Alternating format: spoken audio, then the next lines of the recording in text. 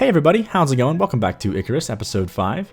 Now today's episode is going to focus on the upper parts of our building and starting to kind of define what the shape of the rest of this building is going to look like, especially on this side of our station here. So you can see we're going to start off by completely destroying a bunch of roofs and really just like leveling the top part here so we can start shaping everything up with the basic like grid pieces here and get a good idea of what the rest of the building could look like. Now, to be totally honest, going into this build, I really didn't know what I wanted to do with this upper part of the building, and I think that's totally okay when you're starting off. I mean, you don't necessarily have to plan everything out, and furthermore, if you use this sort of gray boxing technique where you just start off with the basic tile pieces, you don't do anything else, and no detailing whatsoever, and you just start laying out the shape of the building early on, I think just having something there, having some like really basic geometric shapes can get your mind going, getting ideas in your head of what you could do, and some different more interesting ideas could kind of come out of it. So that's pretty much exactly what happened here. Like I said, I had no idea what I was going to do, and as we started shaping things up, I got some ideas and I got some concepts, and basic composition of the building started to come together, and then from there we can go in and do the detailing and all that stuff later on. So like I said, starting off with these basic grid pieces here. Now, one of the things that I noticed almost right away when I started building this is that every single roof piece on our existing building, you might notice this, the peaks of the building, all those peaks point the same direction. We don't have a single peak going perpendicular to existing roof pieces, which is really odd that happened. I didn't even really pay attention to that, but it's definitely not something that I want to have in the building. It kind of makes it look, I don't know, not very natural in its composition. So what we're definitely going to focus on for this episode is making sure that all of the building peaks on this second part of the building are facing in different directions and giving our building a much more interesting looking shape. So the first part of that is using the grid from our study here, which is kind of offset from the main grid. And that alone gives us a much more, interesting kind of design for the building, because the existing shape is all the same grid and it's all the same direction. And there's nothing really wrong with that, especially because the main building is just so gigantic, and it's all kind of like one big, under one big roof, and that's totally fine for where it is. But this part of the building is going to have a lot smaller, rooms and little towers and pieces and things that I think are a little more I guess common in like an actual building or even a mansion, I guess, at this point, because it's so gigantic. But much smaller pieces here as we get taller and taller. And at the tops, we're going to have very, very small components to really force that perspective of this building being gigantic, which is, of course, the overall goal here. So we're getting started with these shapes, and I think the biggest challenge I had was the main shape in the very center of this building at the very top next to our big tower here.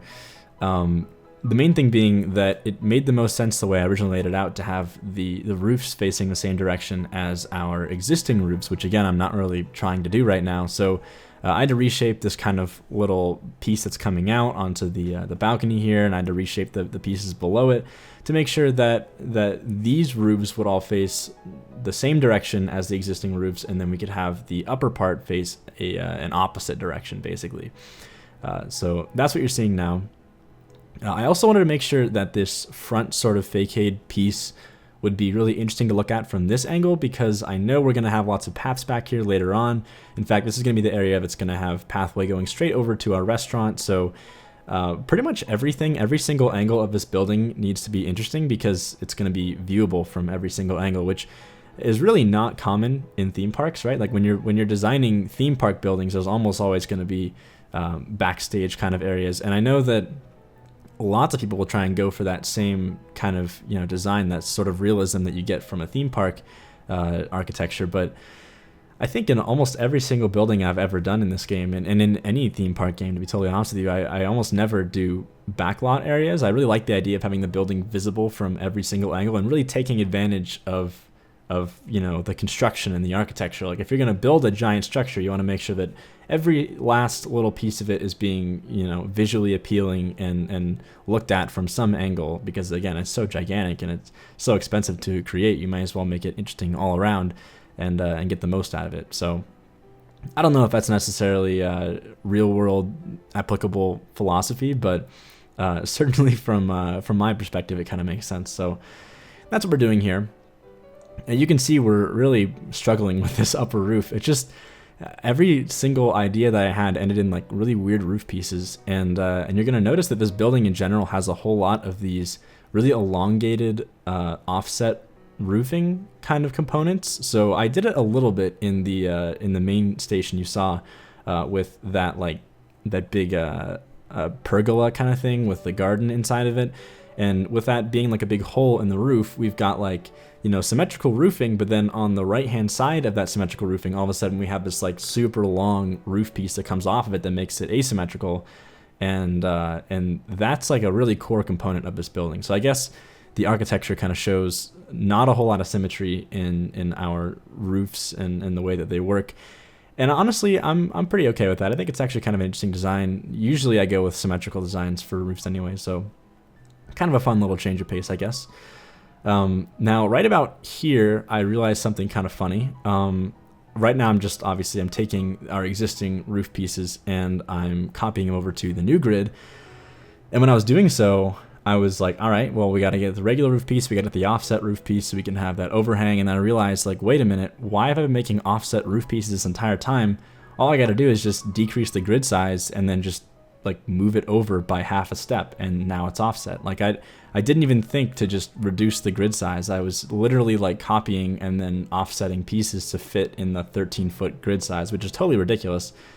So no more of that. Definitely saved myself a lot of time there by just having a single roof piece and offsetting it with the grid and not with a totally separate piece, which is nice.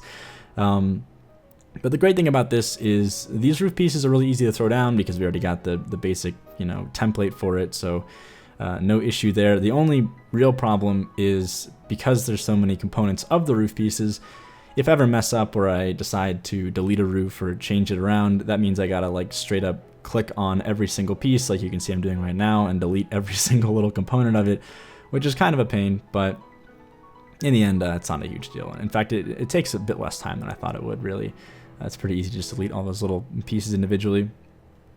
Now, here I'm going to focus a little bit on this part right above the exit of our study. I feel like we need at least one like really big outdoor kind of seating area, like almost like it's a patio, but I don't know what you'd even call it. It's definitely like much larger than your average patio for like a regular building. It's pretty gigantic, and I think that what we're going to have out here is like some nice seating, maybe some lounge chairs or something. It's not really going to be accessible from, the actual ground level. I'm not going to have people walking around up here, but I want to make it seem as if it's like a really, really fancy patio, basically, like really nice seating and all that fun stuff. So whoever was living in this gigantic mansion would have plenty of sunroom and, or sun space to go outside and get some sun, I guess. Now we're going to cover up this little area here. I think I mentioned this last episode that I had some plans to eventually add in like some sort of circular tower in here. And I actually played around with it a little bit before this episode, and I just couldn't really find a way to make that orange brick for the base of the tower look nice on the inside. It just doesn't really feel like an interior like material. So I just covered this whole area up and finished it off with a nice bookshelf there and wrapped it all up like that. I think that was kind of the better way to go in the end anyway, because looking back, there really wasn't a nice spot for a tower in the exterior anyway on that little corner, so no complaints there. We can very easily just throw down some nice little furniture here and all that good stuff and be done with it. Now, moving on to the far side of this building now, we're just over next to the patio at this point. This is another tower kind of thing that I wanted to play around with, and I'm not really sure, again, where these are going, because I was just doing like a basic square tower for the gray box sort of design for it, but I do like the position of this tower. I'm just not necessarily sure if I want it to be like an octagonal tower or if I want it to be a circular tower.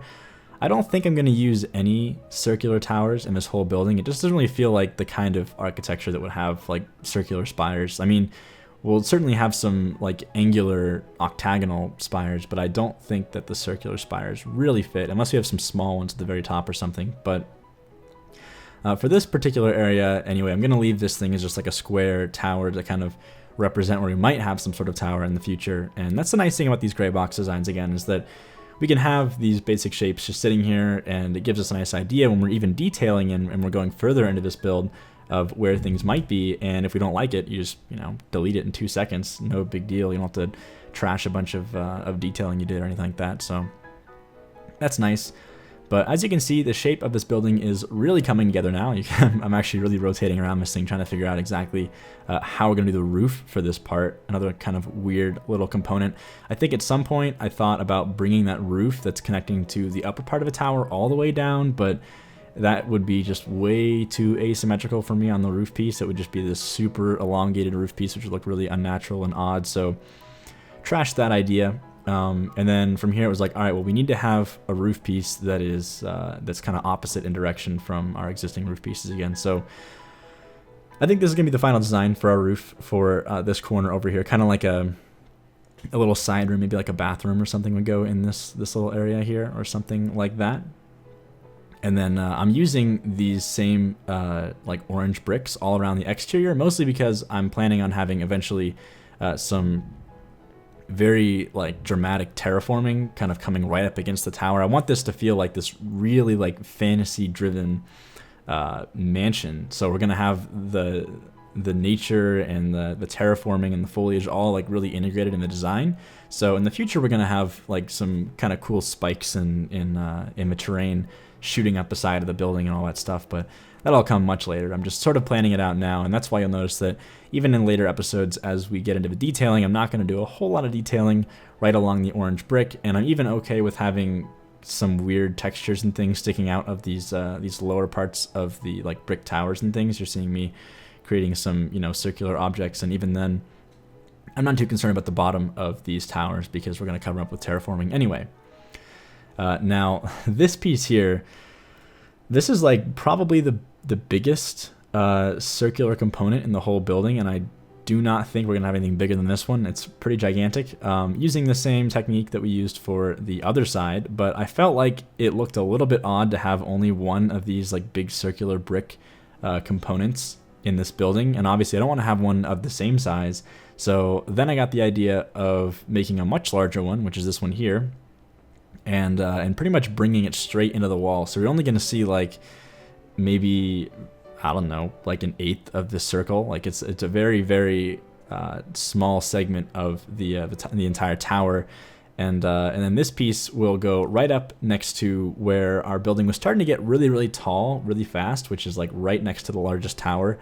It was getting really tall really fast, and it felt like there was too much vertical space. So I want to try and break it up with something a little bit interesting, you know, not our basic stucco design. So that's where this idea comes into play, and I think it worked out pretty well.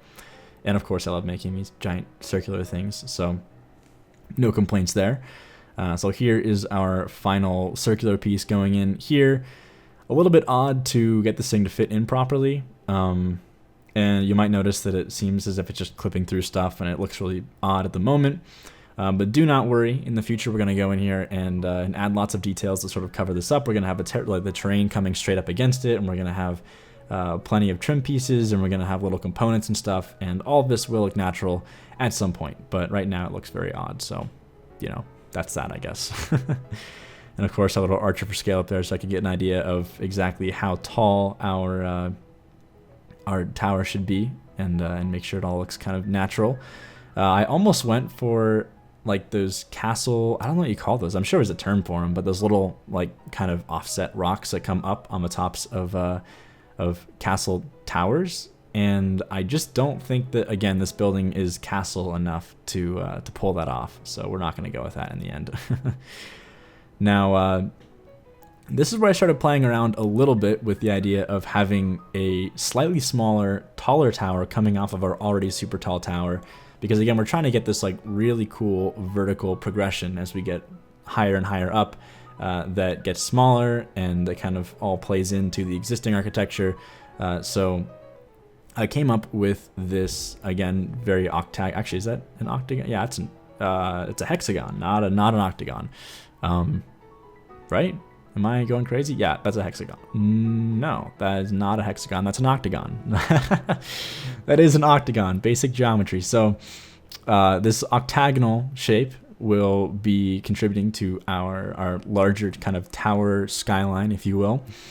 Again, we're going to start off with the same orange brick kind of texture. Now, with this one, I wanted to have it all kind of come inwards a little bit because this is going to be like the main tower, and I don't want it to go all the way into the ground. I want it to be kind of branching off of the main building, which I think is very common with the you know, big castle kind of designs you see in I don't know, Disney World or somewhere else. When you're designing a castle like this and you want to have a really nice vertical progression, you're going to have like a base of more basic shapes that are much larger and the windows are much bigger.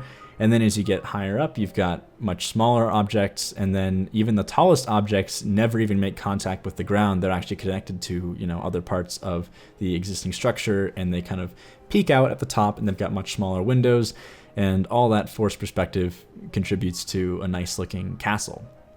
So that's our goal here with this, and I think it turned out pretty nice. Honestly, I'm pretty happy with especially the rock work at the bottom here. You can see it's got some interesting kind of properties to it. It's definitely not just a flat rock piece, and that's all thanks to these really odd looking chimneys that I don't think have ever been used as normal chimneys ever in this game, but that's okay. I love using them for pretty much everything else.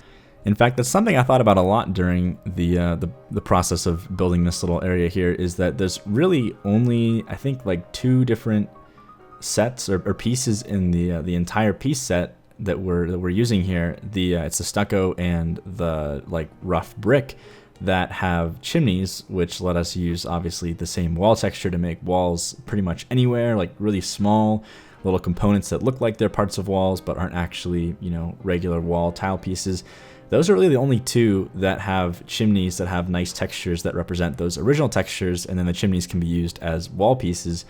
I think it would be amazing if Frontier added some sort of expansion piece set that just added pretty much like little primitive type pieces that have the same textures as existing tile sets. So whether that be the stucco walls or, you know, concrete or whatever, pretty much every piece set that exists already, I think, should have primitives of their own textures. That would be incredible. I mean, even that alone would give us some insane versatility with these piece sets. So that would be awesome if that happened. I don't really know if that would happen anytime soon or not, but if it did, it'd be incredible. So, you know, just throwing that out there, I guess. But anyway, moving on to the final part of this build. Now, I'm not going to actually finish this tower today. In fact, this tower will be its own build in the next episode because, like I said before, this is going to be like the main eye-drawing component of this building. So everything, you know, from any angle of the building, you can see this top part of a tower, which means I want to spend a ton of time making sure that it looks super awesome and has a very interesting, you know, design, especially near the top.